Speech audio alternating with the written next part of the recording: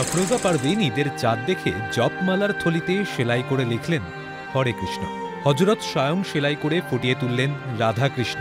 কালনার সিংহজুলি গ্রামে হজরত, রুনা, শাহানারা, আনোয়ারদের হাতে তৈরি হয় হিন্দু জপমালার থলি। গ্রামের হজরত এমব্রয়ডারি কাজের জন্য দিল্লি যান। সেখান থেকে বাড়ি ফিরে আসার পর যোগাযোগ হয় মায়াপুর ইস্কনের এক ব্যক্তির সঙ্গে। তখন থেকেই এই কাজের শুরু। গ্রামের আরো 15 থেকে 16 জন মুসলিম মহিলাকে এই কাজ শিখিয়ে স্বাবলম্বী করেছেন। কাজ 15 বছর ধরে করছি, আর এই কাজ শিখেছিলাম দিল্লিতে। তারপর নবদ্বীপ থেকে এক সাধু আসে, বললে এই কাজ করে দিতে পারবে। আমি কেন পারবো না।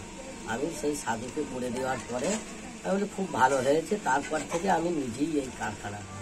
কালনার সিংহচুরিতে বাধা হয়ে দাঁড়ায় না ধর্ম, এখানে কর্মই প্রধান। এই কাজে সংসারে কিছুটা হলেও সুরাহা হয়, খুশি স্থানীয় মহিলারাও। বছর ধরে এই কাজ করছেন, কিভাবে শিখলেন এই কাজ? আমার স্বামী তো প্রথম করতো, দিয়ে ওনার দিকে আমি শিখেছি। কাজটা প্রায় 15 বছর ধরে দুজন মিলে করছি। আচ্ছা, কি তৈরি করছেন এগুলো? এগুলো জবের ব্যাগ হচ্ছে। আচ্ছা, নিপুণ হাতে রূপ পাচ্ছেন জগন্নাথ, রাম, কৃষ্ণ।